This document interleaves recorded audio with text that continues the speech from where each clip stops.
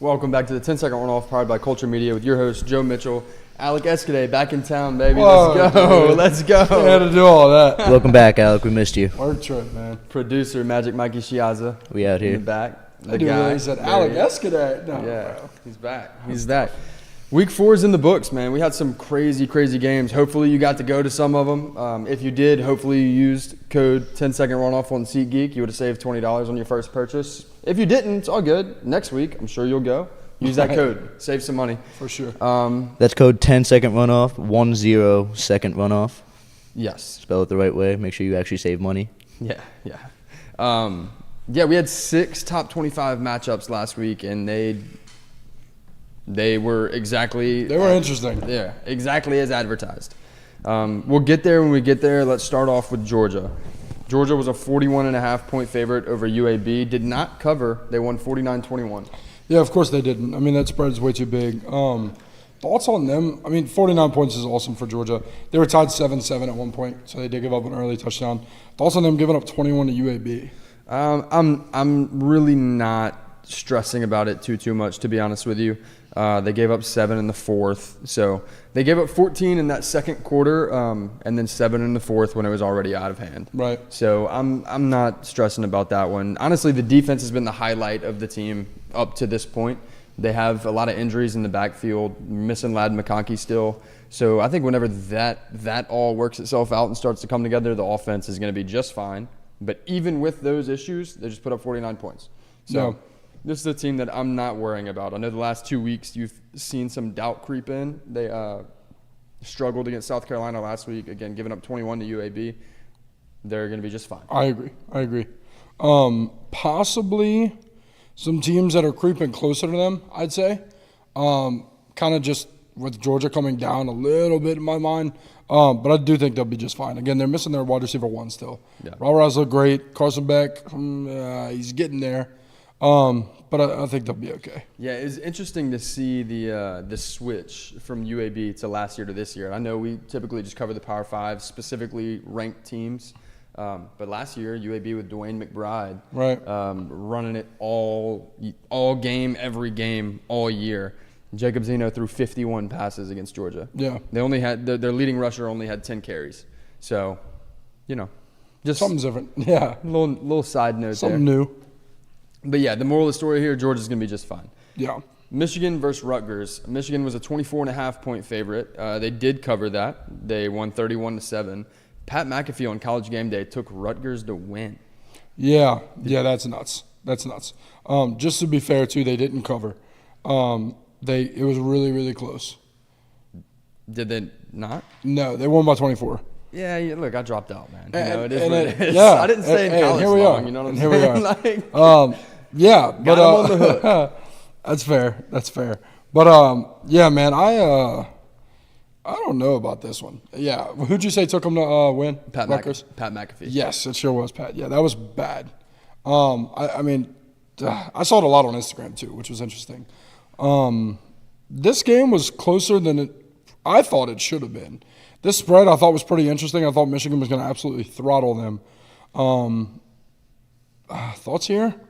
Obviously, they give up 7 points. Mm-hmm. Michigan will win every single game where they give up 7 points. But only putting up 31 in a game that they should have been foot on the gas. What do you think? Well, and look, let's be fair. It was 14-7 at half. Yeah. J.J. McCarthy he had 214 yards passing and a touchdown. But yeah, at halftime, we were kind of looking around like, what did Pat know? Right. And in reality, it's just that Rutgers, they were 3-0 coming into this game, Yeah. had been playing really well up to this point. I don't think Rutgers is a horrible football team by any means. I think they're a solid team this year, but they're not in the same tier as Michigan. No, and won't be. And there's a number of teams with much bigger brands than Rutgers that if they went and played Michigan right now, I'd love Michigan to win a 31-7 type game. Yeah, or worse. Yeah, I agree. Yeah. Blake Corum, by the way. So I said J.J. McCarthy at 214 yards. Blake Corum at 97 and 2 touchdowns. Yeah, he looked really good. Yeah, I think they just kind of reverted back to what was reliable for them. They scored 10 in the third, 7 in the fourth to run away. Right. 17-0 in the second half.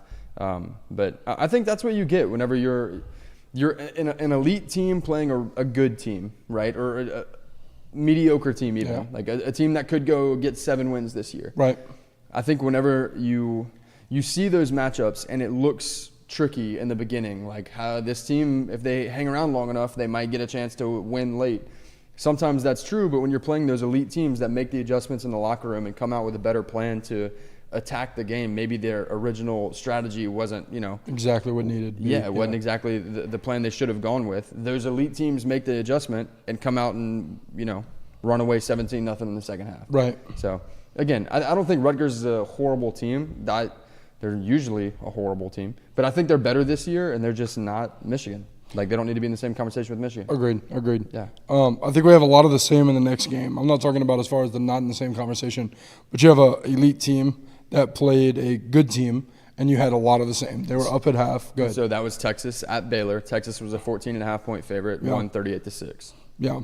Well, Florida State first, right? Florida State Clemson is what I was talking about. Oh, okay. Yeah. I was going in order of rankings, so my fault. Yeah. Let's hit Texas at Baylor first. Go ahead. Yeah, so Texas wins that one 38-6. They were a 14.5-point favorite. Right. Honestly, talking about this game last week on our Wednesday show, I said I was staying away from it. I wasn't going to take the line. I did like Texas to win, but Baylor always finds a way to ruin my parlays. They always cover, and then they'll have 4 wins. Backdoor cover. Yeah, and I'm like, I'm just not betting on this one. But Texas looked good, 38 points, only giving up 6. What's the future look like for Texas this year? I don't know, man. They're really, really good. I mean, plain and simple. They've struggled early in some games. They struggled last week early against, Lord, don't let it get away from me. Wyoming. Yes. Yeah, but they ended up winning that similarly, like 30-something to 7, right, or 14, whatever it was. So I'm really not worried about Texas, man. They look really good, and they'll continue to. Yeah. I can't wait till they kind of get into the thick of it as far as their schedule goes. Yeah. That was lame. That just came out that way.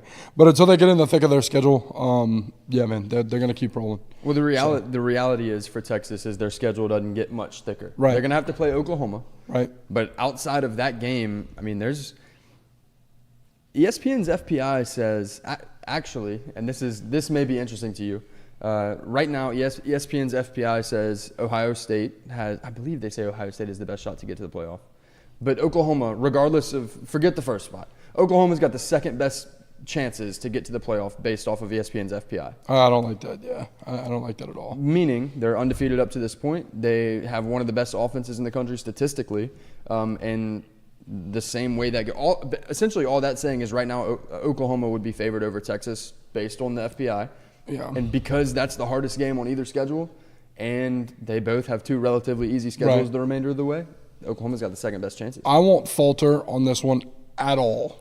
The very best chances to make it to the playoffs is Georgia, and it's not close because they have a nobody schedule. They do have to play Tennessee. They're going to freaking murder Tennessee. They're going to get to the SEC championship, and guess what? They can get blown out and still make it. So, they have a walk in the park. So they're saying. So that's horrible. So I was right. It is Ohio State. And then Oklahoma. They have ESPN's FPI is giving Ohio State a 59.5% chance to get to the playoff. They're giving Oklahoma a 46.9% chance. Keep going. What's Georgia's? Georgia has the 5th best chances with 34.8% chance. That to me is. Let's dive into that. I know that wasn't going to be a segment. That means to me that they have a 30% chance to beat Tennessee. Because all they have to do is win that game. The rest of them are absolute nothings. And again, they can still get blown out in the SEC championship and make it. So I don't really – that's the worst thing I've ever heard. No, for real.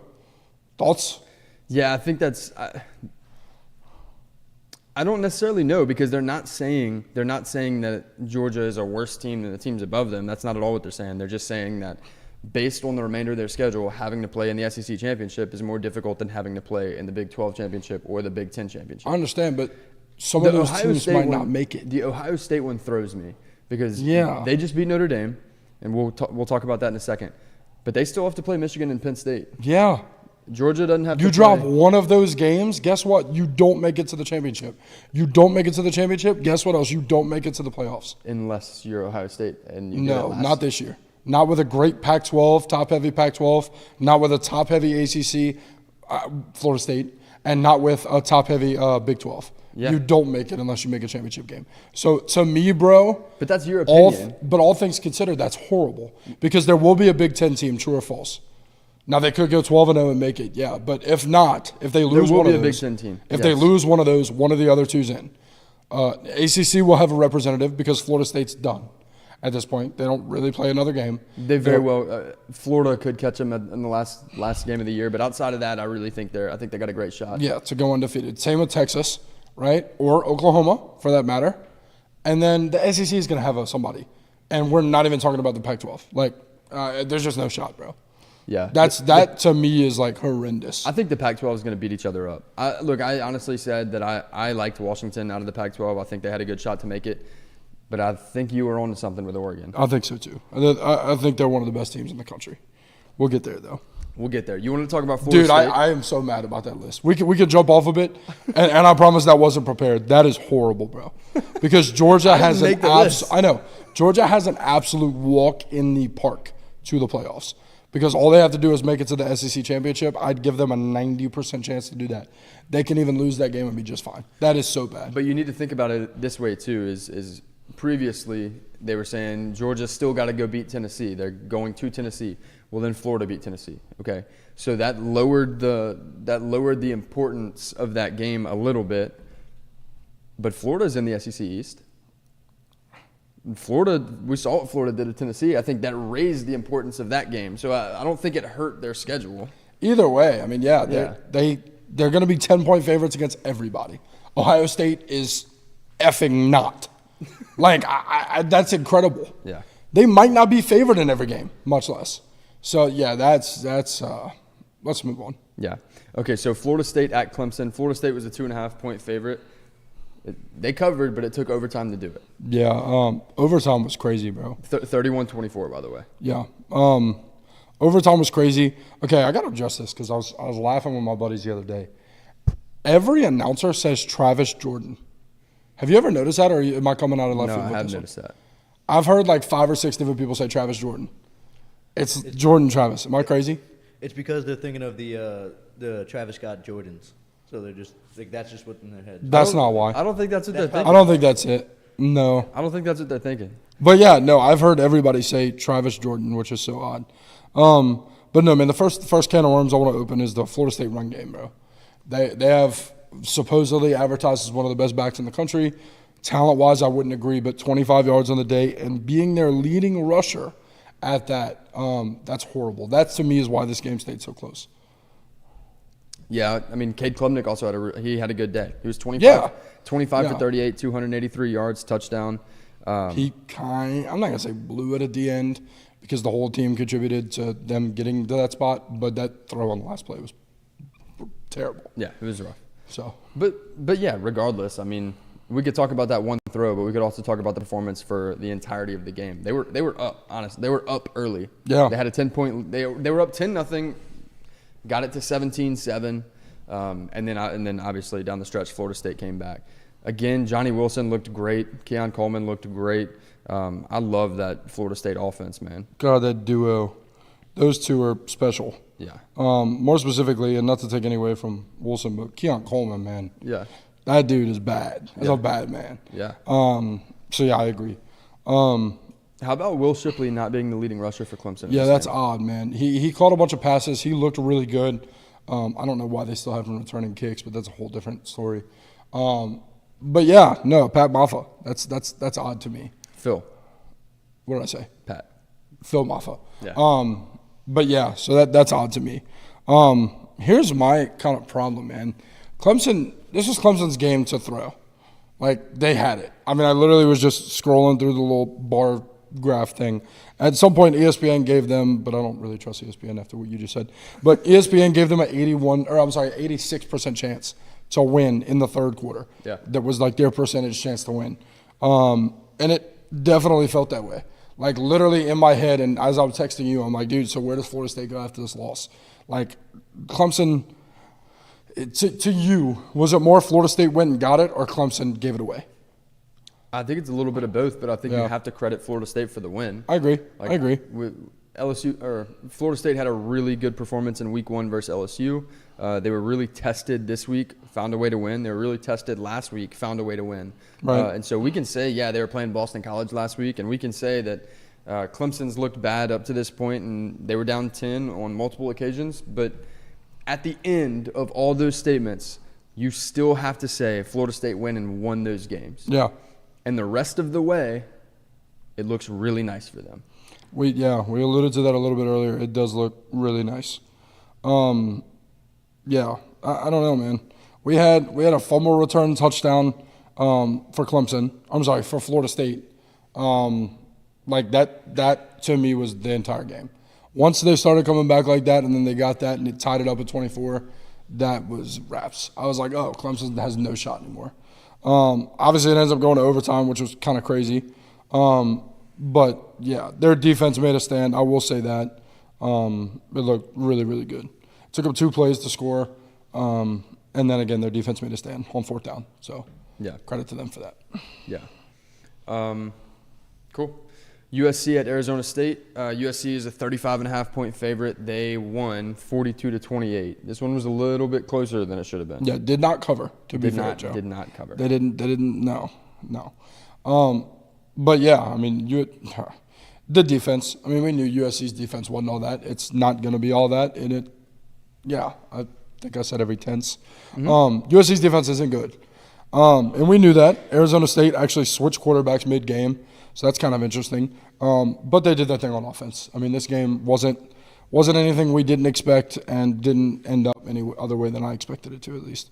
Yeah, Caleb Williams threw for 322 and 3 touchdowns. Marshawn Lloyd rushed for 154 yards. Brendan Rice had 133 receiving yards and 2 touchdowns. Yeah. I mean, their offense is lethal. No doubt. It's lethal. But earlier what I was saying about, and I'll talk about Washington when we get there as well, but these teams in the Pac-12 with these super lethal offenses and giving up 28 to Arizona State and winning close games like Washington, Oregon's not going to play that game. I was literally saying, go ahead and say it, Joe. In my head, I'm like, please, only one of them with an elite offense like that has the defense to back it up. Now, what I will say about USC is they have ball hawks. They're going to force the turnover. I agree. And I've said that from the jump. But also, even after week 0, I said, well, we're going to have to keep an eye on them because I think defensively they can steal possessions from you. But if they can't figure out a good run defense and stop the running attack of opponents, then they're going to really struggle against an Oregon. Yeah, Bucky Irving's going to have a field day. Giving up 111 yards to Cameron Scatabo. Is that how you say that for Arizona State? I don't know the name. No. Yeah, I'm gonna figure that one out. That's a tough one. Scadabo. I don't know. No, it's not. I don't know. But yeah, 111 yards on 20 carries and a touchdown. Not an insane day from him. Over but 5 yards a carry. Yeah, 5 yards a carry, covered 100. Man, USC's got to. They have to figure out that run defense because if not, and they mess around and give up 28 points to Arizona State, that's going to translate to 40. And Arizona State's got one of the worst offensive lines in the Pac-12. Yeah. So that's a real glaring issue. But no, yeah, that 28 for them translates to a 50 burger. From Oregon. Yeah. Or Utah like they did twice to them last year. Shout out. But we'll see. And look, this game was 27-21 entering the fourth quarter. Like it was a sweat. USC scored 15 in the fourth to create to create a little bit of separation. But even that little bit of separation was only 2 possessions. Right. This is a team that I really thought we were going to see win in blowout fashion week in and week out up until those really big conference games. Washington, USC. And Arizona State had them on the ropes there for a little while. So We're going to keep an eye on USC. I'm sure we'll get comments about it in our Instagram. That's totally fine. But we're just going to talk. We're just saying what happened. That's all. Yeah, they'll blow out the team they play this week, but that's not for this podcast. So. I wish we could skip to them right now, but we'll get there. Colorado, obviously. Yeah. 6 Ohio State at number 9 Notre Dame. Ohio State a 3.5-point favorite. Did not cover. The hook got you if you bet that. They won 17-14. We put out a graphic saying this was the game of the week because it was the game of the week very clearly. A lot of people did not agree with Somebody us there. in the comments said, in hindsight, guys, this was the game of the week. Yeah. Yeah, that was the game of the week before hindsight even came into play. And then the comments were even worse than that, and we'll get to those because I freaked out at one of them. I didn't comment back, but my God. All right, so talk to me about this one. Yeah, man, I 0-0 at half. Mm-hmm. Or excuse me, I might not be right on that one. No, I'm not. 0-0, yeah, 0-0, like really, really close to the half. A lot of people took the under. Most of the money was on the under, and I seem to disagree. I thought it was going to be not a high-scoring game, but I think the over-under was like 45. I felt really confident the game would be, 20-something to 30-something. So I was wrong on that front. But, man, this was lower scoring than I think anybody could have really predicted. With two high-flying offenses, Notre Dame being a high-flying offense, in my opinion, and Ohio State kind of stepping back into what they always have in that high-flying offense, I thought this would be a lot higher scoring. Yeah. The defenses showed out, both of them. Both defenses played really, really well. Yeah. Kyle McCord took a step up in my book this week. I agree. This was the week that if he was going to establish himself as the true number one quarterback on a playoff contending team, it had to be this week and go get this win. And he did that. He was 21 for 37 with 240 yards. Travion Henderson had 14 carries, 104 yards, a touchdown, which is big. We needed that week up from him as well. I think he had one of the best. His freshman year, it looked like he was going to, mature into being one of the best running backs in college football. And we hadn't seen that take shape again. But this week he looked really good. Emeka Egbuka was their leading receiver with 96 yards. I like you said, I think both defenses played really, really well. But Ohio State impressed me a lot. I agree. Travion, without that big run, and I know you can't discount the big run. Yeah. But without the big run, he left a lot to be desired, to be honest with you. He had a huge 60-plus yard touchdown run. Without that, he's running for about 3 yards a carry. Now, I contribute that more so to Notre Dame's defense. Their D-line played out of their mind. Their linebackers are flying. So I contribute that a lot to Notre Dame. And that's what I wanted to say is you can say that, but you have to give Notre Dame's front seven the credit where it's due because they played an outstanding game. Right. But with Travion Henderson, what he was able to do in getting those 104 yards, and I know you can say he had the big run. I understand. But with a lethal back, he poses the threat of the big run, the home run play. Yeah. And so I loved seeing that from him. But yeah, you have to give Notre Dame's front seven the respect they deserve because I was saying, I know you weren't here last week, but what I was saying on the Wednesday show was I think Notre Dame's secondary is good enough to contain. And, bro, they were. They absolutely were. They absolutely were. My biggest concern was is that Notre Dame front seven going to be able to get home and make Kyle McCord make mistakes? And they were. They were good enough, but Ohio State was just better than I was giving them credit for. I agree. And watching, God, dude, that freaking secondary. I can't think of the guy's name. He's number 20, and it's sad that I can't because he's one of the best corners in the country. Him against Emeka Egbuka was nuts, and mostly Marvin Harrison. Marvin Harrison got, I'm going to say, the best of him because he was mossing him, but, it was white on rice all game. Yeah. I've never seen anybody cover Marvin Harrison Jr. like that. So that was mad impressive. Looking at these team stats, I got them pulled up. Ohio State had 366, right? Notre Dame had 351. Neither team turned the ball over. In a close game like this, to me, that's nuts. Ohio State had 19 first downs. Notre Dame had 22. They also had another 9 minutes, actually 10 minutes of possession, Notre Dame did. So, this game was about as close as it get, really. You want to talk about as close as it can get? Ohio State averaged 5.6 yards per play, and Notre Dame averaged 5.5. Right. So both moving the ball very efficiently, but the defense has just stepped up in the big red zone moments. Notre Dame, how many fourth downs did Notre Dame make a stand on? Oh, a bunch. Yeah. Yeah, it was really back to back too. It was nuts. I'm going to leave this game with a couple things, right? I think what you said about Ohio State is true. I think a couple of people on that team stepped up. I still leave this game, and it's going to sound crazy, thinking Notre Dame is the better football team. Now, this is a rough one. I had Notre Dame in this game, and obviously I was wrong. But I feel really good about Notre Dame still moving forward. Look, I think these are two very evenly matched teams. Yeah. Obviously, because Ohio State win, I'm going to say they were the better team. But I think they were the better team yesterday. Yeah. I see what you're saying. Yeah. I see what you're saying, but I mean, we're 1 second away, literally 1 second away from Notre Dame being the winner of this game and winning it 14-10.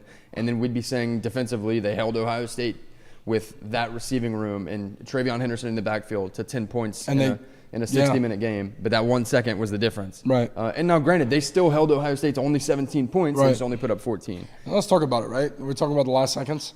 They had 10 players on the field for the last 2 plays. Now, I'm not going to sit here and tell you they would have won had they had 11 players out there. But what the hell are we doing? Yeah, that's right. Like, 2 plays in a row, bro. How are that. you missing that? And it's a defensive lineman. Like, you're leaving literally between the 3 tech and, like, the 9 tech open. Yeah. There's no 7 tech and there's no 5 tech. Like, that's just abysmal. And credit to Ohio State for seeing that because they saw it and immediately took advantage of it. They said, okay, there's 1 second, or there was a few seconds on the clock. Whenever they scored, there was only 1 remaining. Right. But he said, this is what we're going to do. If you're going to leave that option open, we're going to put the ball on the ground. If it's an incomplete pass, the clock stops, obviously. No. But we don't care. We're running it, and we're going to get in right now. And they did. So I think that was very impressive. No doubt.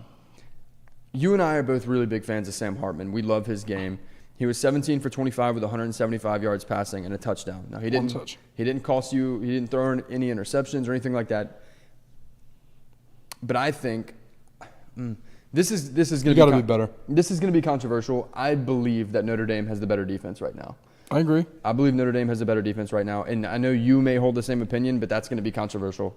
And there's a lot of people are going to say I'm an idiot for thinking that, but.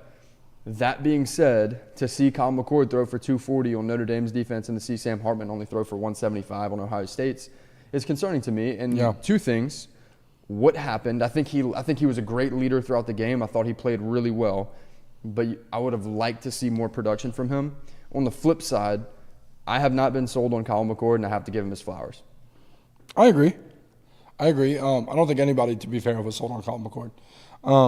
And I think everybody can now give him his flowers. I think I agree with you.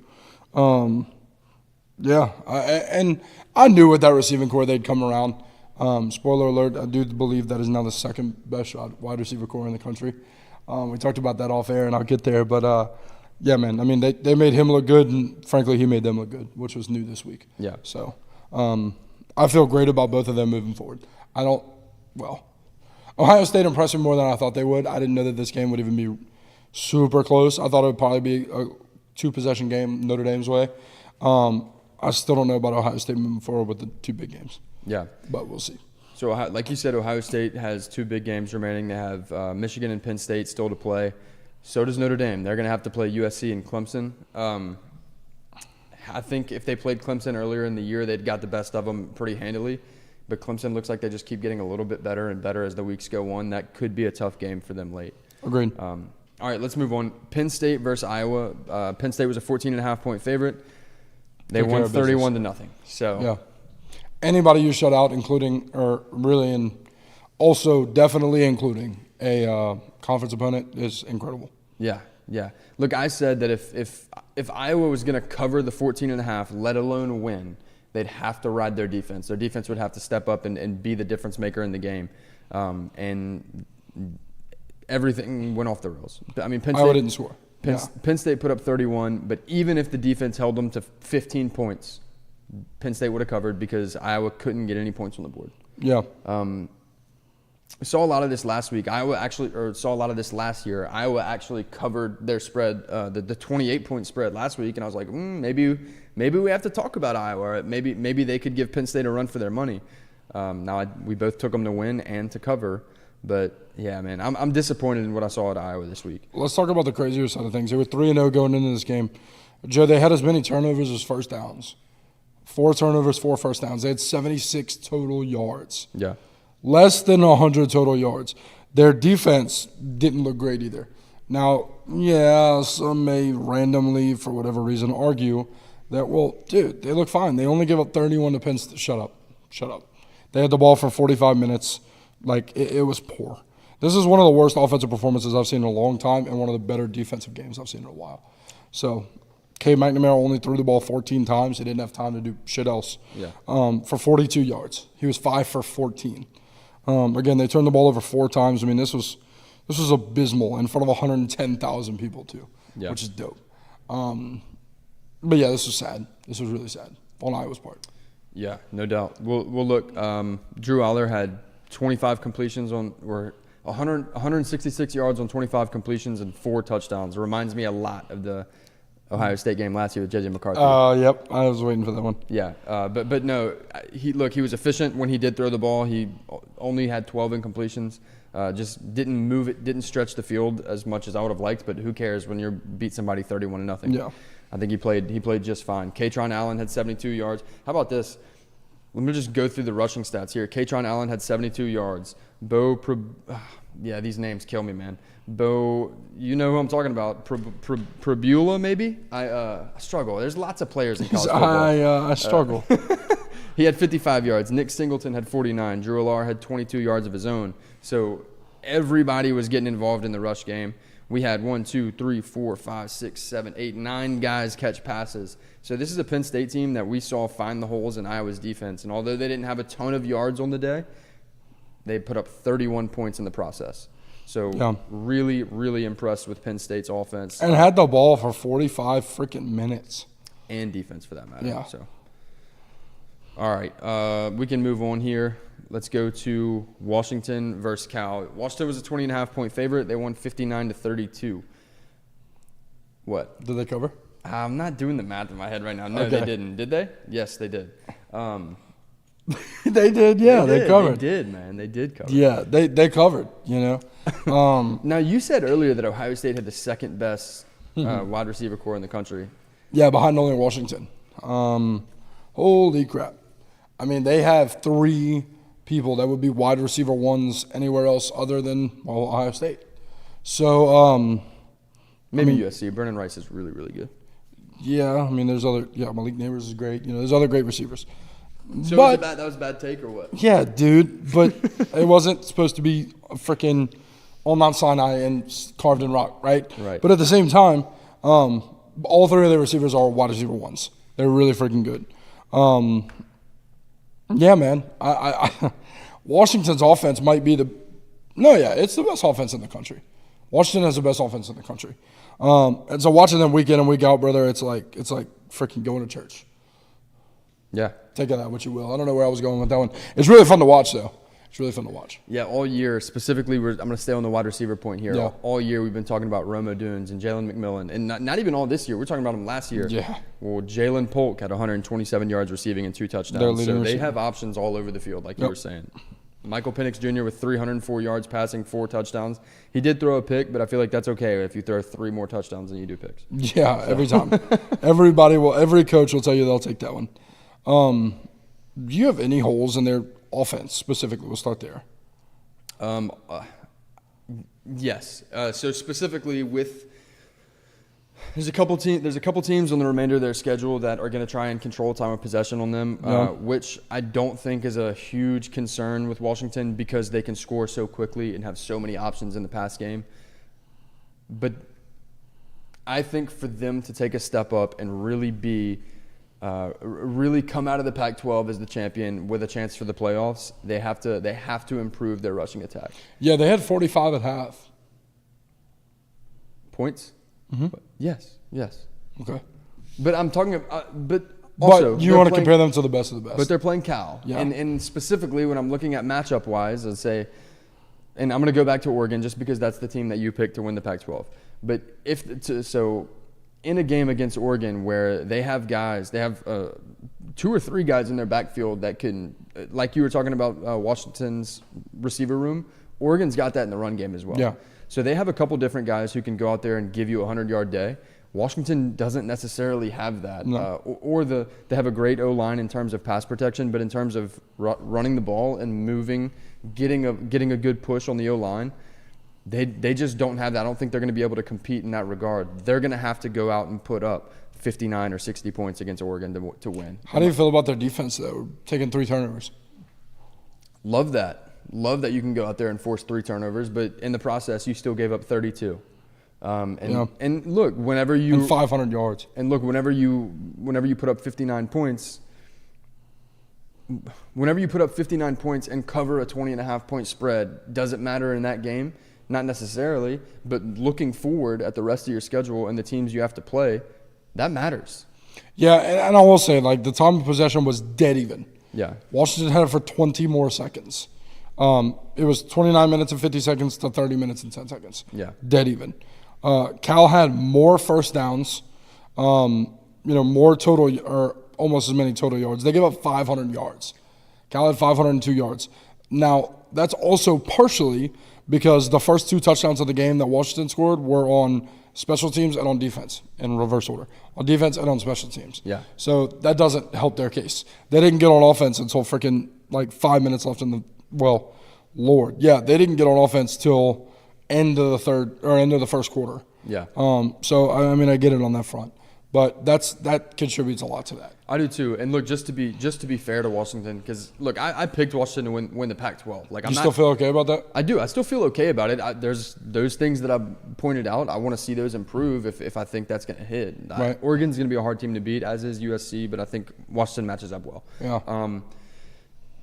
So the point I'm trying to make is I do want to give them the respect to say that 13 of those points came in the fourth quarter, 7 of them came in the third when it was already over.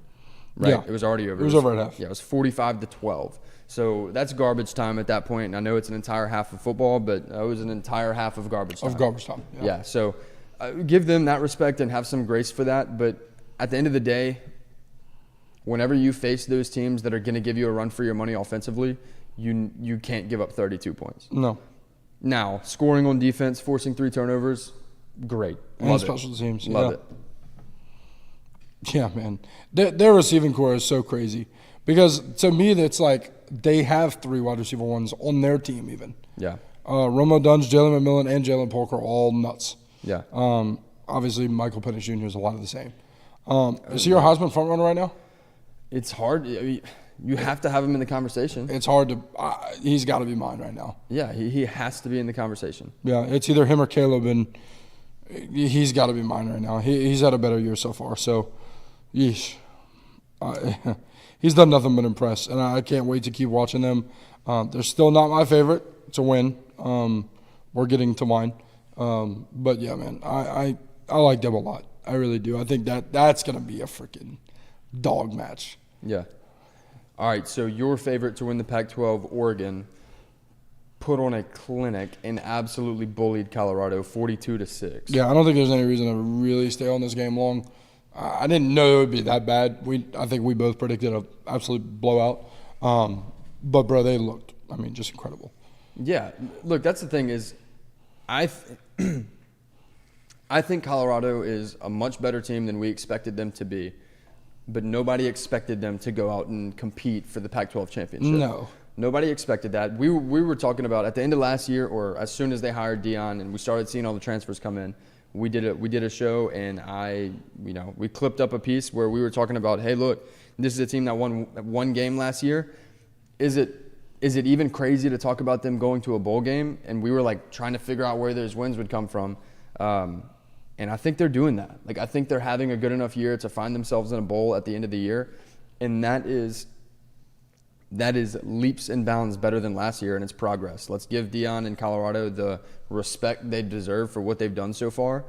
But if anybody, and I know they do because I saw it in our comments, but if anybody really thought Colorado was going to go out there and beat Oregon, then start watching college football. Yeah, you got to start paying attention because, look, I think Shadur Sanders is great. I think Shiloh Sanders, even on defense, plays really well. He had a pick 6 last week. He's a solid DB. They have lots of guys. Dylan Edwards, the running back. So they have lots of missing Travis Hunter was tough. They have lots of talent on that team. Of course, missing Travis Hunter was tough. But to me, the biggest concern when you're recruiting and pulling in all these transfers, yeah, you can pull transfers and you can pull all these skill position players who are flashy and great, make great plays. But if you don't have the trenches on both sides of the ball, you can't win these games, and you can get embarrassed. Yeah, and boy, did they. Now, I will say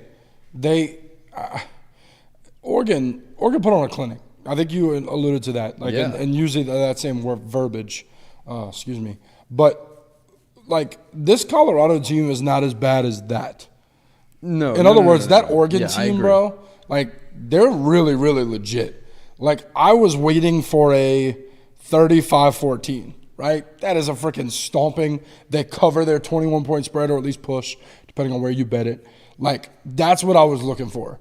42-6, bro. Oregon's freaking really good. Yeah. Watching what Colorado did to those couple teams, right? I say couple teams because it was a short little stint. But, what they even did at TCU. And putting that aside, the points they've put up. What Shadura has been able to do. What that offense has been able to piece together. And watching Oregon's defense absolutely shatter their hearts on that side. And, of course, put up 42. But that's a little less impressive than the latter. Well, whatever. The previous games, you mean? Yeah. Well, I'm just saying it's less impressive to me that Oregon put up 42 than them holding Colorado to 6. 100%. No doubt. And them holding Colorado to 6 is a feat for damn sure. Yeah. I know Colorado's the worst team and it's not relatively close. Holding them to 6 for anybody, I'd say the same for Michigan. I'd say the same for Georgia. Is incredible. So I am so high on Oregon. It's stupid. The fact to me that they're the third, still the third ranked Pac-12 team is abysmal. Almost as bad as that ESPN list. Let's go back to it. What do you say? Let's see here. All right, ESPN's FPI. We're looking at chances to get to the playoff. What do you think Oregon's chances are? I'm going to tell you how I feel about it. Percentage-wise. Oregon should, in my opinion, have an identical chance to the team that they have at number 1. They have 2 more very tough games, could possibly still be 11-1, lose in the championship and not get in, or could be 11-1, win the Pac-12 championship and get in. They have identical odds, in my opinion, that Ohio State should have. But ruin my night. Go ahead. Are they 23rd or some dumb shit? What are they? No. So Ohio State has a 59.5% chance to get to the playoff, 36.1% chance to make it to the national championship, and 21% chance to win it. That's just wrong. All right, you ready for Oregon? 32% chance to get to the playoff, so damn near cut in half. 15% chance to get to the national championship. 6% chance to win it all. I don't disagree with that. With that last one? The last one. I don't. You think Ohio State has triple the percentage? No, I just think that's the worst. I just think that's horrible. Now to win out, right? They're giving Oregon a 10% chance to win out the remainder of the season, regular season, and Ohio State a 27% chance to win out the remainder of the regular season. Ohio State's got to play 2 better teams. Yeah. I don't hate that. The 27%, but those numbers can't coexist, bro. That's what I'm saying. I'm not saying Ohio State having a 27% chance to win out the remainder of the season is bad. I'm saying comparatively, only giving Oregon a 10% chance to win out is wild. Oh, yeah, no, I'm with you. Yeah. I'm just talking about Ohio State in general because we're back at it now. Yeah. 27% chance to win out, and what percent chance to make the playoffs? 59.5% chance. Yeah, that's so You have bad. a better chance to make the playoffs than you do to win out. That's, yeah. Double? 21% chance to win the national championship. Yeah. They have just as good of a chance to win the Natty as they do to win out.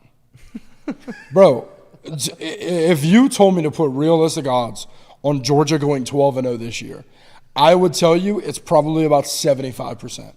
It might even be higher. That's so bad. I'm looking on here for somebody that would have equal chances to make the playoff as Oregon based on the FPI.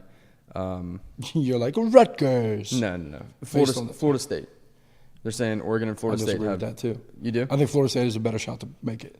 But that's what I'm not understanding. It has nothing to do with who's good and who's not. Yeah. Florida State simply has a better shot to make it because they don't play the same schedule.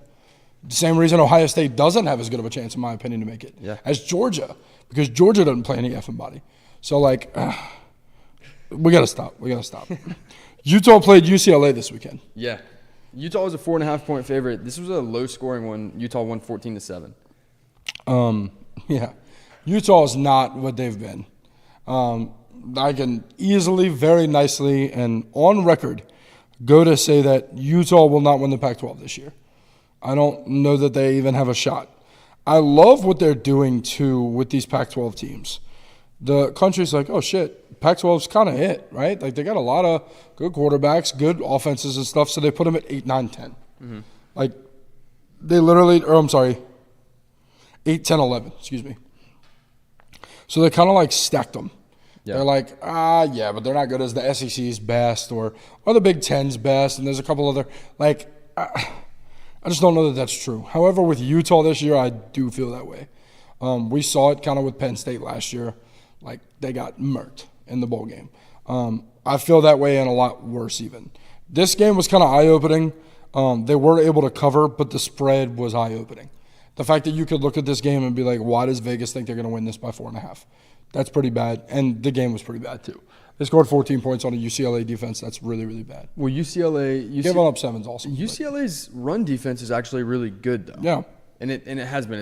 UCLA's got the best. Is it the best or the second best run defense in the country? Yeah, one of the two. Yeah, so UCLA's run defense has been really good. I'm not going to let you get away with saying their defense is bad. It's bad. It's not. It's not. But UCLA prepared as if Cam Rising was going to play. Cam Rising did not play. I'm not ready to say that Utah absolutely is not going to win the Pac-12 or that they're not what they have been. But to this point, they don't have Cam Rising, and that is a huge, huge component. Like, you can't just remove someone's starting quarterback and expect them to be as efficient or as productive I don't disagree. when he's there. I don't disagree. So I think whenever Cam Rising comes back and when he's healthy and all the way good to go, then we can assess the situation. But up to this point, Utah is undefeated. They have some ugly wins, but this win over UCLA's got a good offense, man. Right. UCLA is not a bad team by any means, and Utah went in with Nate Johnson, who all respect to Nate Johnson for doing what he's done so far this year. But they have a good win over Florida, who dominated Tennessee, and just beat a UCLA team. So let's talk about run defenses, though, right? You were right in that UCLA is up there. You have 2.1 yards of rush to Utah. Utah, credit to them, gave up 0.3 yards of rush. Utah played a great game. A third of a yard. They give up literally 1 foot per rush to UCLA on 32 rushes. Yeah. So they had the sample size too. So that's dumb. Yeah. Go ahead. I'm sorry. That's crazy. That's crazy. And it's kind of the same situation. 6.7 yards a play for UCLA and then 6.9 for Utah. Like, they're nuts. These two teams were very evenly matched. Yeah. The key was third down. I mean, UCLA was 3 for 17 on third down. Yeah. Utah was 6 for 17. Not great, but same sample size, 3 better. Yeah. That'll win the game. And Dante Moore, freshman quarterback for UCLA, threw for 234 yards and a touchdown. He did throw a pick. And 6. It was costly. Yeah. And it did go back. And it was costly. That's what I'm saying. Like, that's the difference in the game. Yeah. So you saw 2 defenses play really, really well, and 1 defense found a touchdown. Right. And that's the difference in the game. They both lost a fumble as well. But to what I'm saying, the main point I'm trying to make that I disagree with you about Utah on is, I think when Cam Rising comes back, this is a new team. I have to give them the credit that they deserve for getting to this point with no losses and 2 really good wins to this point. You got to think, bro. They were a 4.5-point favorite. Mm-hmm. Had Cam Rising played, they wouldn't have been a 10 to 15 point. He's not worth 7 to 10 points. Oh, I think he is. Even then, right? You beat UCLA 21-7. Nate Johnson is. He's poor. He's poor. I was going to say he's great in his own right, but he's not Cam Rising. He gives you an advantage on the ground, but he doesn't move the ball the way Cam Rising does. No, I agree. And Cam Rising is not a huge drop off on the ground. Right. So, again, respect to Nate Johnson for what he's done so far this year, but no respect. No. We can't give him respect. It's been they're 4-0. I'll give him that respect. Yeah, with wins over Florida and UCLA. Yeah. What? Their defense held UCLA to 7, and Florida's not good at football. And he hasn't been a reason for either of them.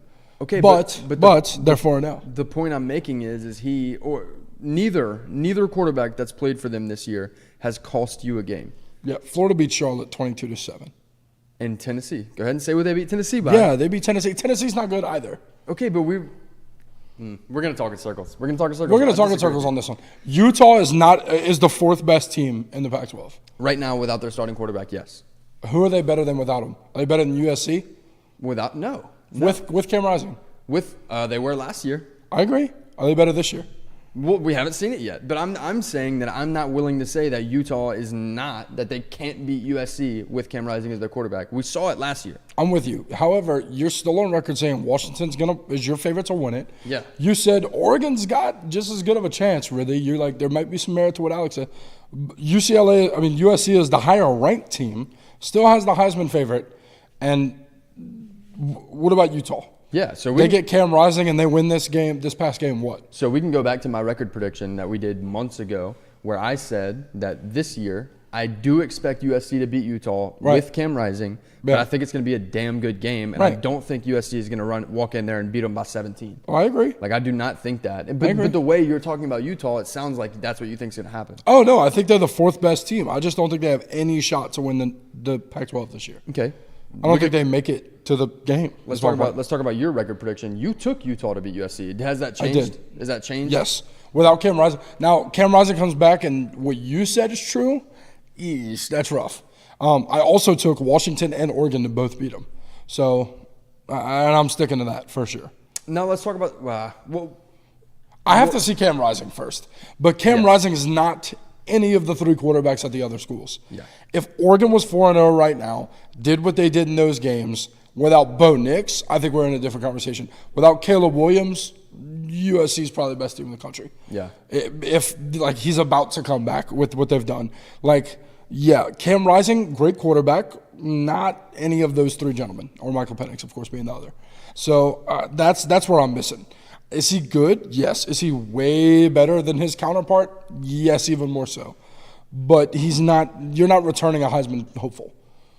No, but you're a healthy Heisman hopeful. You're returning a leader who is who has 2 Pac-12 championships under his belt. Agreed, back to back, and they've been great. This is just not their year. And more importantly, has played in those big games and been huge. Come back in those big games. So he's got all the experience you want out of a starting quarterback and the ability to do it. Mm-hmm. So I think, again, when talking about Utah right now, the team that was on the field Saturday, do I think they can win the Pac-12? No. Right. But I think their defense is good enough to keep them in a lot of games. And you put Cam Rising back in that offense, you just plug and play, I think they can win. I think they can win a couple games. A couple of the big games is what I'm saying. Okay. Obviously not 3 more. I think Oregon, of those games, they could find 1 or 2 wins. Yeah, I think Oregon's got the better defense. And frankly, I don't know that it's they have a better defense. Oregon's got a better defense. I don't know by how much. I'm not going to put a word on that. And I think Oregon's offense is head and shoulders like the shampoo. No danger, buddy. I think, and this is sponsored by. No, I'm playing. But yeah, dude, no. I don't know that they'd come within 17 points of Oregon, for example. USC, I think, but I also think Oregon's better than USC. So. Utah's a good football team. They're going to continue to be a good football team. I don't know that I think they've gotten a bit worse, and I think the Pac-12 has gotten leaps and bounds better. So I think that disparity right there has kind of flipped the two. In a way, that puts them only 4th best. It's not like they're like a middle of the pack, whatever. Middle of the pack, not bad. I just think there's 3 better teams, including your favorite. Yeah, I don't blame you. Okay, LSU versus Arkansas. LSU is a 17.5-point favorite. Actually sweat this one out. I mean, won 34-31. Didn't come close to the line. We don't have to stay on this one super long. LSU's in trouble. You think? That's all I got to say. Yeah. I think the offense, Jaden Daniels got to get his crap together, period. I'm not even going to get into it like that. Jaden Daniels, I think there just needs to be consistency because last week versus Mississippi State, he looked amazing. Yeah, still underthrown. He's got to throw the ball earlier. That's all I really have.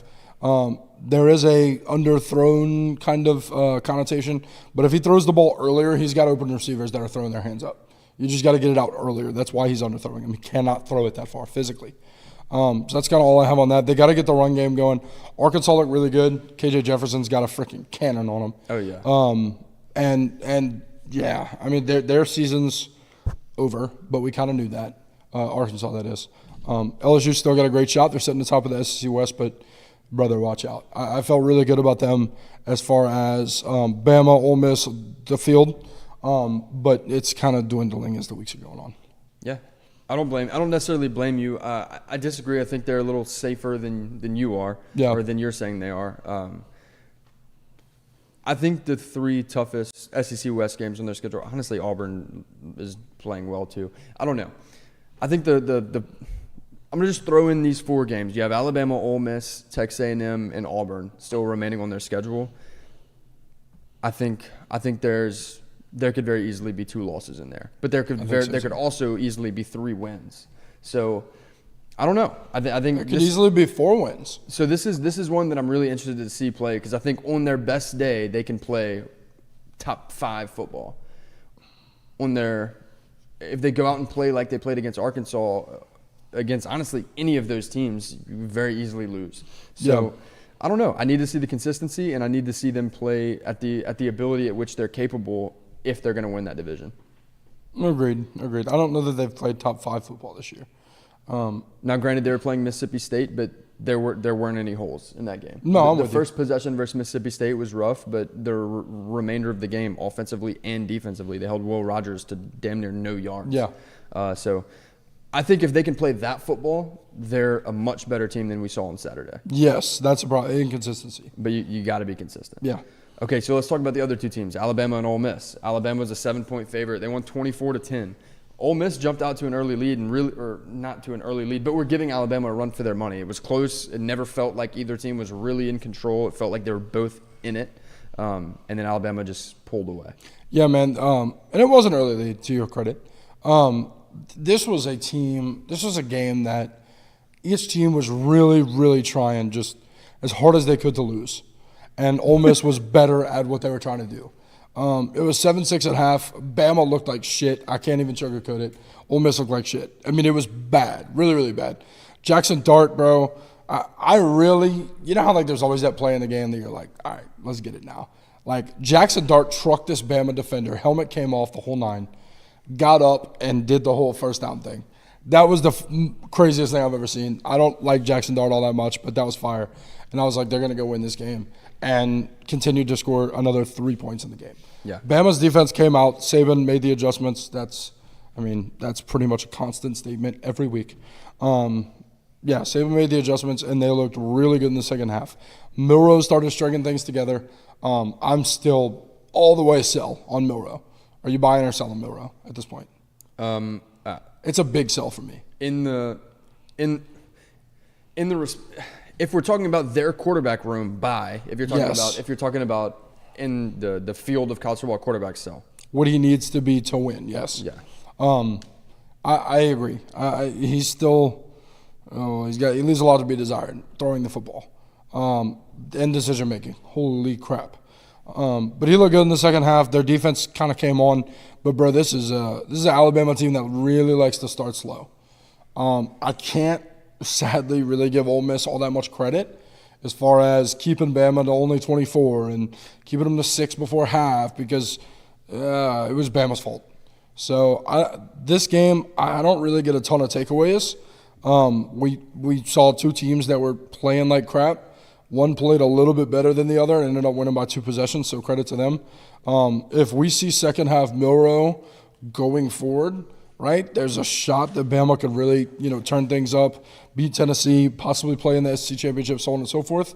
But yeah, we're not gonna. So no, seriously, like we're not going to. And so that's we can't come to expect that. They have let's go back to it. A 13% chance to win out. Who's that, Bama? Yeah. Okay. 35% chance to win their conference, not division, conference. So that's up there with some of the higher ones. You hate it. You hate it? Dude, it's just horrible, bro. It's horrible. I mean, we're down here in Baton Rouge. I'm not a Bama fan. But you got to, when push comes to shove, who is it?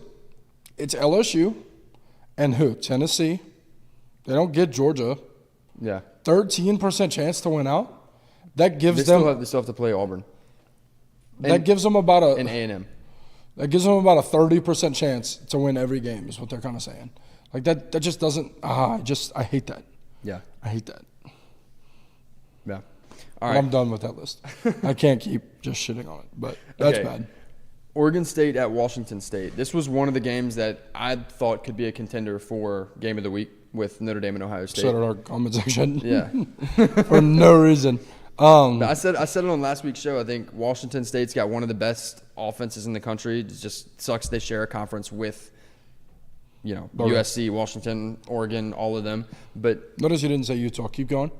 they don't have their quarterback, bro. Doesn't matter. Okay, but yeah, Cameron Ward looked so good. He just has been good all year.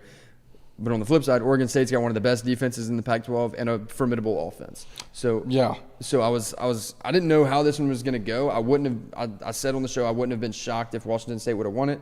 But what were your thoughts here? Yeah. Oklahoma State's good. They're really good. Oklahoma State is in the Big 12. Dude, I do this every segment for either team. Oregon State is really good. DJ's really good. Yeah. And Washington State did find a way to win. So they got the upset. It was 38-35. Yeah. And again, I wasn't shocked by that. I was more so just interested to see how it was going to play out. I'll be honest, I was shocked. Oregon State's really good. Washington State's, now really good. In my opinion, beforehand, I'm like, oh, Washington State's on the come up, right? There's a good shot. They give this team a game, right? Oregon State's been kind of beating people, like really, really bad. They beat San Jose State really bad. They've been on a little rampage. However, Washington State could give them a game. Watching this, holy crap, dude. They're a legit team. Yeah. Problem is, again, we go back to it, not a contender.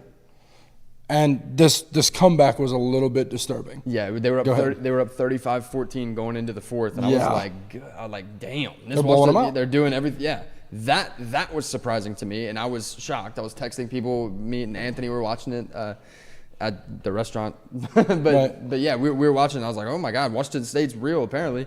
And then Oregon State it looked a lot like their Oregon game last year, where they just came back and fought their way back in it. But obviously Washington State got the field goal and won it by 3. But yes, continue your point about the comeback.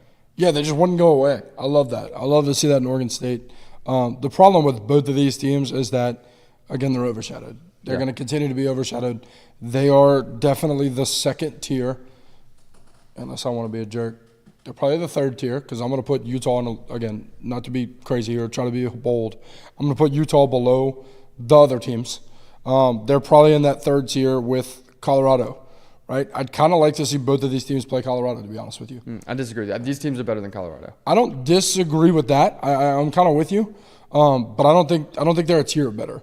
I don't seem to think Colorado's in the fourth tier of the Pac-12, but I don't know. Maybe I'm wrong. But yeah, man, I think Oregon State would bully Colorado. I think Washington State's a little bit smaller in the trenches. Yeah. So that one could be interesting to just see the skill players face off. Right. But high scoring, yeah. Yeah. I would love to see a Cameron Ward versus Shedeur Sanders duel. Like, I would love to see that quarterback duel. But, yeah, I think Washington State wins. I agree. Okay. You have anything more on this game? No. I mean, both of these teams, it sucks that they are kind of, again, not really in the running for anything. But they're good football teams. They are. Right. So that's all the games that I really wanted to talk about. But let's run through the remainder. Let's run through the remainder. Oklahoma was at Cincinnati. They won that one 20-6. Wasn't shocked to see that. I would have liked to see Dylan Gabriel put up more than 20 points. Yeah, no cover either. Offensively. North Carolina was at Pitt. They won 41-24. I think that was actually an impressive win. North Carolina looked really good in that game. They needed that. Duke at Connecticut. Duke won that one 41-7. I keep going back to that Duke-Clemson game in week 1 and just saying it felt like Clemson shot themselves in the foot more than Duke, ran away with it. But they took advantage of all their opportunities, and to see them come out and beat anybody 41-7 I'm going to start giving Duke the respect they deserve. Do you disagree? It was UConn. I mean, there's I'm with you. It was UConn, but it was still a football team with grown men on the field, and they enforced. They had their way. No doubt. I mean, I think most teams in the country could beat UConn that way, but that's okay. But most years, Duke wouldn't beat them 41-7. I agree. Oh, I think this is a great Duke team. Probably the best Duke team since Daniel Jones. Yeah, where are they at in the ACC? Probably third or fourth. Yeah. Okay, you think? I think Clemson's a better football team. I do. Obviously, Florida State. Miami? Yeah, probably fourth. Yeah, probably fourth. Okay. Somewhere in there, because obviously North Carolina, I think North Carolina is a little bit better as well. Damn, so you have them fifth. Fourth or fifth, yeah. All right. Well, where do you have them? Timestamp that, Mikey. We'll come back to that in a couple weeks. Where do you have them? I'd probably put them third, I think. I'd have them probably third. And I'm going to go right now, because we've seen the head-to-head matchup, I'm going to go Florida State, I'm going to go Miami, and then I have a tier of Duke, Clemson, and North Carolina. In that order? Not in that order, okay. But somewhere. It's got to be. Yeah, in that order. It's got to be in that order. For sure in that order. I like Duke at 3. I think they're better than Clemson and North Carolina. I don't know what I would do with Clemson and North Carolina, yes. You think Duke is better than Clemson if they played tomorrow? You think they win again? Yeah. Wow. And look, well, let's put it this way. I think if they You won, wanted to clip my take. Thank God you clipped it, because that's a take. I think if they played 10 times, they'd win at least 4 of them. Like I think it's a really close deal. Who would, Clemson, you mean? Duke. I'm saying at least. Like I'm confident they'd go out and win 4. I think it's close. I think they're 2 really good teams. And I would not be shocked at all if they won 6 of them. Okay. That's what I'm saying. Is I could see that being a toss-up, but I'm gonna lean Duke right now. Yeah, I think the talent disparity would disagree, but it is what it is. Yeah. I have them fourth. You have them third. Yeah. All right, Miami at Temple. Miami won that one 41-7, same score. Yeah. And then Tennessee versus UTSA. Tennessee won 45-14. Needed that win. Back on track. And then Florida versus Charlotte. Florida won 22-7. You made a comment about this earlier. Yeah, I mean that's sad. That really is sad. As low scoring as that is, Graham Mertz doesn't do anything crazy. They don't get going with ETN. That's upsetting to watch. That to me just solidifies Tennessee really isn't all that. Florida really ain't all of that. And again, back to the FBI for whatever reason. Georgia's got the smoothest ride they could possibly ever want straight to the playoffs. Even if they get 41-0 in the SEC championship. It would never happen. But even if that happened, they're still in, buddy. So yeah, I don't know. I think what we saw from Florida was just a little bit of a hangover. Like you see that. Is Texas? But bro, Charlotte, you're talking about a team with top 10 blue chip ratio. If not, I don't even need to be corrected. Top 15. Yeah. I'll go top 15. Charlotte probably has 10 to 15 3-stars on their team. Yeah. Bro, that's a 5A high school versus a 1A high school. Legitimately. Okay. Notre Dame lost to Marshall last year. Notre Dame ended up being a 9-win team. No doubt. I'm saying it's okay for teams to have bad games, specifically when you still win them by two possessions. Marshall's beating Charlotte 40-0. Like Charlotte is horrible. I understand. This is now the problem is, right? If this was Georgia, we dive right in, right? This is so worrisome. This and that. Florida's got no shot to do shit anyway. But I need the 25th best team in the country, especially if you're an SEC team with a coach that's promising, with talent. You got to beat Charlotte worse than that. So especially and look at the spread, 27.5. They don't even put up 27. That's poor. That is poor. No, I'm with you. I think this was a bad performance, but I don't think it speaks to the team that Florida is. I think it was a hangover. I think it was a hangover, and I think they left a lot to be desired, but they still went out and won by two possessions. Right. Which again is not what you want to see. If you're a Florida fan, you're pissed off right now. Yeah. But I don't think this means Florida blows. Like that's not what I'm saying. I agree. All right. That was all the games from last week. We did put out a lock parlay. We had Kentucky minus 5.5 over Vandy, Tennessee minus 10.5 over UTSA, Washington minus 10.5 over Cal. I really hope you tailed us because we cashed it. Let's go, baby. Cashed it. We're rolling that over in the next week. Check it out. We'll put that out Wednesday with Red Cup. We'll have no, we're not going to put that out with Red Cup. But what we are putting out with Red Cup is our power ratings. So that's fire. Yeah, you should see that. That's kind of what we try and base our plays off of, is where we would have them power rated versus where Vegas would have them power rated. Tease them down substantially, and then just get back to plus 100 odds. So with 3. Yeah, with 3. So we felt really good. We felt really good about that, and it hit. So we hit last week, correct? Yeah. This is week 4. We are 10 for 12. Yes. Yeah. We missed Vandy and we missed one more. Yeah. We're 10 for 12 right now. Yeah. Looking damn good. Yeah. If you bet all these straight money, you're up big. Yeah. So. All right. The new AP poll came out today. I'm going to just list through it. I'm going to say all 25, and then you can give me your takes. I'll rattle it off here. 1 Georgia, 2 Michigan, 3 Texas, 4 Ohio State, 5 Florida State, 6 Penn State, 7 Washington, 8 USC, 9 Oregon, 10 Utah. Okay, there's your top 10. 11 Notre Dame. I'm going to need your take on that. 11 Notre Dame, 12 Alabama, 13 LSU, 14 Oklahoma, 15 North Carolina, 16 Washington State, 17 Duke, 18 Miami, 19 Oregon State, 20 Ole Miss, 21 Tennessee, 22 Florida, 23 Missouri, 24 Kansas, 25 Fresno State. All right, dive in on that. Let's start at the top. Florida State drops 1. That's not indicative of anything other than they had a close-ish game, and Ohio State played a great game. Yeah. Beat a great opponent. So, yeah, I don't mind the top 5 really at all, to be fair. I think it's very interesting they still have Ohio State at 4, Michigan at 2. However, I agree, so I can't really be too mad at it. Penn State falling right out of the top 5. Ooh. Those are just 3 good football teams. That's really tough. I hate AP rankings, just to preface. Yeah. I hate that they even rank these teams because what you have is it doesn't really matter where people are ranked as soon as they're scheduled, like Georgia, right?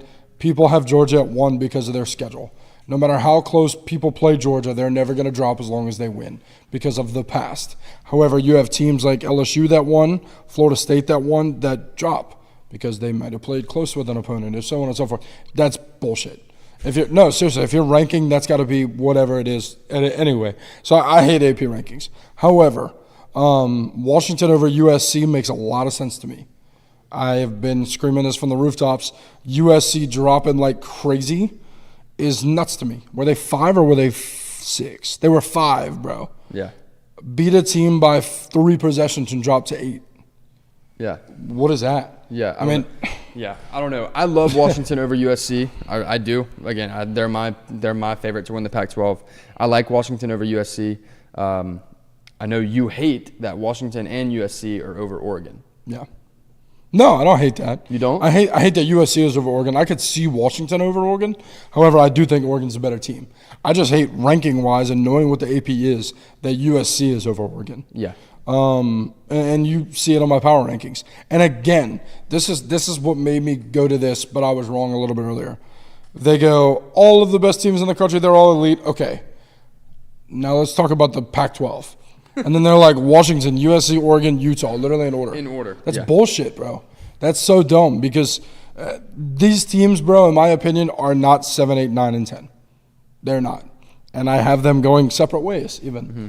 So I just think it's dumb. It's like, all right, let's talk about college football. Okay, let's toss in the Pac-12. That's just dumb to me. Yeah. Because there's no way you can look at that conference and say that they're in any way, shape, or form 7, 8, 9, 10. I don't know. I don't love that. Yeah. But that's just that. Notre Dame drops to 11. Too far? Not far enough? What's your thoughts? Do I think there's 10 teams in college football better than Notre Dame right now? No. I understand in terms of rankings because they're not going to have an opportunity to win a conference championship. They still have to play USC and Clemson. I don't know. It's so dumb. Yeah, I'm with you. Because and they have to keep these freaking teams together. Yeah. And here's the problem. They are ranking Utah as if they had Rising. Like, what's the situation there? Brother, if Notre Dame and Utah play tomorrow, Cam Rising's still with a bum, whatever the hell he's got, he needs to be on the football field. Whatever he's got, Notre Dame is whipping that booty. I don't know. I tried to click that one clean because I've been cursing. Yeah. But, like, it's getting ugly, bro. Yeah. Do you disagree in any way, shape, or form there? No. So, what? This is really, really bad. Followed by Alabama, LSU. Thoughts on that? LSU drops. They flipped. Yeah, I mean, Alabama got a better win. Absolutely. Alabama doesn't jump Notre Dame, question mark? I'm asking. I certainly wouldn't have Alabama over Notre Dame, but yes, the inconsistency is odd. 100%. Yeah. And then you have to have the Pac-12 group. Seriously. If anything, right, I'm looking at this, and I'm saying, all right, fuck it, right? Keep your Pac-12 where it's at. Put Bama and Notre Dame above them then. Yeah. Tell us that Washington is 9, USC is 10, Oregon's 11, Utah's 12. Yeah. It's like they were like, all right, fine. All these teams are equal. Are they better than are they better than Penn State? No. All right, move them down. Are they better than Notre Dame? Yeah, I think they're better than Notre Dame. Plug. And then they start the rankings again. It sounds dumb, but I'm being serious. You can't just have 4 teams like that. Yeah. That's so stupid. It's the same thing. Like, they don't really have that with the Big Ten. When realistically, I think those 3 teams are closer than those 4 teams. Yeah, and it is weird with rankings because so much plays into it, including strength of schedule and strength of record and all that. Because in theory, there could, at the end of the year, there could be a 4-loss team that is a top 5 team. Yeah. Right? Like the 5th team in the country could have 4 losses to 1, 2, 3, 4 and still be the 5th best team in the country. Yeah. But will never be ranked 5. Right. Honestly, with 4 losses, you'd be lucky to be ranked at the end of the year. Yeah. So, but at the same time, there are going to be teams that only have 1 loss or only have 2 losses and have to be ranked higher because of how their season played out and how their strength of schedule and strength of record and what they did and all that. Like, those are all things that have to be considered when building a playoff. Yeah. So whenever you're talking about rankings, you're not talking about who's the best teams. It's who's the most deserving to be in this spot. But even then, right? And yes, 100%. Texas beats nobody, beats Bama, goes from 10 to 7 to 3, or really to 4, and then has right. Okay. Ohio State starts at 4. Do they start at 3? Do they start at 4? I don't remember what they started as, but they've been ESPN's FPI. They were ESPN's FPI #1 before the season, and they are now. ESPN blows. They start going down as they're winning these games. Yeah. They beat a very deserving top 6 opponent and then jump to 4 behind Texas after Texas only beat Bama. That's the kind of crap that just doesn't make sense to me at all. Oklahoma at 14, are they better than LSU and Alabama? As personally, and I know I've been bitching about this, I'm putting LSU and Bama kind of in the same boat right now, just based on kind of who they've lost to. They both have a top 5 loss at this point. They've lost in similar fashions to both pretty handily. I feel really good about both of those teams still as 1-loss teams. Alabama's got a better win, but I kind of have them in the same boat. Is Oklahoma better than them or not? And you can disagree. Are they better than either of them? Yeah, I think Oklahoma would be favored versus either of them tomorrow. Both of them? Okay, I understand. Now, does that mean that me personally think that Oklahoma would beat them? I have no idea. I genuinely don't know. But I do believe that if they played tomorrow, Oklahoma would be favored. I don't know that I disagree with that. Oh, baby. North Carolina at 15, right behind Oklahoma. Yeah. No. At all. It's weird to me that Oklahoma would be 14, Notre Dame or North Carolina would be 15 because I feel like there's a large gap between those two teams. And maybe they were 16 and 17 last week. Yeah. So for me it's odd because do I think Oklahoma is better than North Carolina? Yeah. Do I think that it is insane that there's nobody in between them? You're telling me they're the 14 and 15, there's that large of a disparity? Right. That's wild to me. But that's how I feel about a lot of this crap. Yeah. Washington State at 16, Duke at 17. I think Washington State could be a lot higher after what they just did and what they've been showcasing offensively for the last. I think they're in between Oklahoma and North Carolina. Yeah. To be fair. Yeah. And yeah. You think Duke is too? Yeah, I do. And Miami for that damn matter. Yeah. So I mean that just furthers your point. And I would have Miami ahead of Duke, but Duke has a better win, so I understand in terms of building rankings. I get it.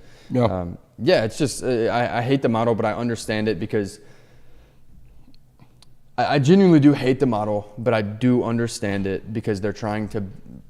The playoffs not just about who's best; it's also about who's most deserving. This is the resume. Yeah, that's all it is. It's about resume. Yeah, but that's why we do power ratings because that's what we think matters. That's what all that matters. Yeah.